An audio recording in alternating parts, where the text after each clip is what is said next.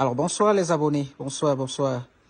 Alors je suis dans une ferme et dans le cadre du suivi ou de l'accompagnement de la dite ferme, j'y suis arrivé ce soir et j'ai fait un constat.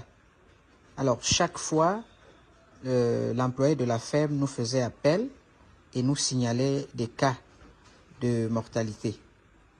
Alors à un moment donné, on s'est posé beaucoup de questions parce que les animaux recevaient tout le suivi nécessaire. Alors, quelques temps après, nous avons effectivement constaté que la véritable cause de ces mortalités venait de ces abreuvoirs. Je vous ai fait une vidéo dans laquelle je vous déconseillais ces abreuvoirs. Vous pouvez les utiliser comme mangeoires, mais pas comme abreuvoirs. Je vous le déconseille vivement. Pour quelle raison? En réalité, ces mangeoires-ci, je vais dire ces abreuvoirs, puisqu'on parle d'abreuvoirs, conservent beaucoup de saleté.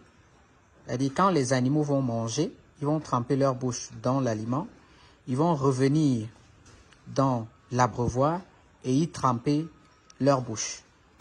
Alors, en y trempant leur bouche dans cette eau, ils vont y déposer des restes d'aliments qui vont moisir.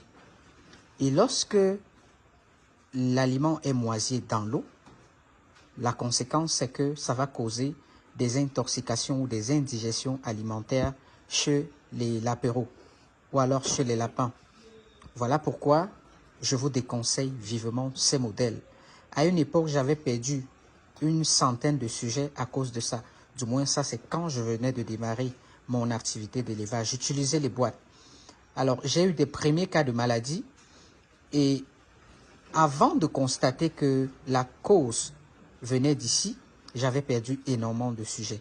Parce qu'en réalité, je venais chaque matin, je prenais une éponge, je nettoyais l'abreuvoir et avec la même éponge, je nettoyais toutes les autres abreuvoirs. C'est logique. Je transmettais le germe dans toutes les abreuvoirs. Et malgré les traitements que je faisais, j'ai perdu énormément, mais alors énormément de sujets. Je suis arrivé dans cette ferme et le promoteur ou la promotrice avait déjà acheté ces abreuvoirs. Donc, elle les utilisait déjà. Après quelques temps, ils ont constaté des mortalités et on a décidé effectivement de changer.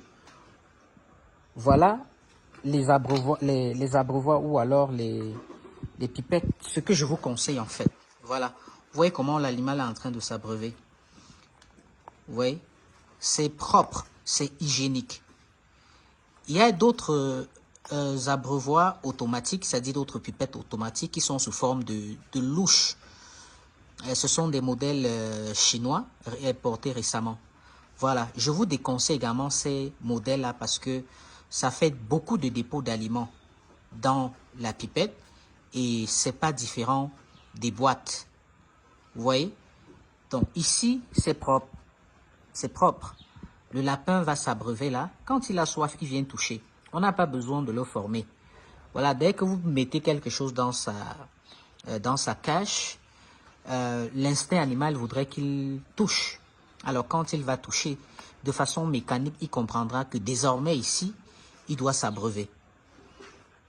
L'autre inconvénient des boîtes pour abreuvoir, c'est que ça prend énormément de temps pour nourrir les animaux.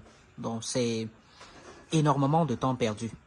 Donc si vous avez 100 lapins ou 100 cages et que vous devez passer dans 100 cages, laver des abreuvoirs avant d'y mettre de l'eau, ça vous prend énormément de temps. Alors qu'en réalité, avec ce système, vous allez mettre de l'eau, regardez, dans un seau. Vous voyez, voilà un seau. C'est simple. Voilà de l'eau. Vous voyez, on a fixé, vous voyez, ce tuyau-ci qu'on appelle fiole. Et là, il est canalisé comme ceci dans les cages avec des pipettes. Voilà la pipette. Ça coûte 500 francs. 500 francs. Au lieu de perdre des sujets, ça coûte 500 francs. Cet tuyau-ci, le mètre, c'est 300, 400. Vous voyez? vous pouvez en acheter. Vous pouvez acheter en rouleau, comme ceci, par exemple. Vous voyez, le rouleau, je crois que ça va faire dans les 10 ou 11 000 francs.